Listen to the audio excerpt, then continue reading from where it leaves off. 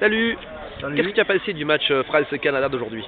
C'est pas un match facile, mais enfin on le savait puisque Canada ils ont battu quand même le Tonga. Moi ce qui m'a plu c'est la réaction d'orgueil en fin de match. Après il y a beaucoup de joueurs qui jouent en France, canadiens qui jouent en France et en Angleterre, donc c'est quand même pas une petite équipe. Mais on voit que les gros, qu'on le veuille ou non, ils se font souvent accrocher par de petites formations.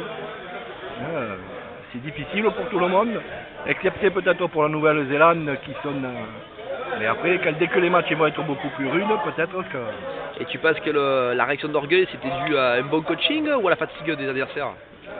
La fatigue des adversaires, parce qu'à un moment donné, un match de rugby, avant de marquer, quand on a des gens solides en face, il faut les fatiguer.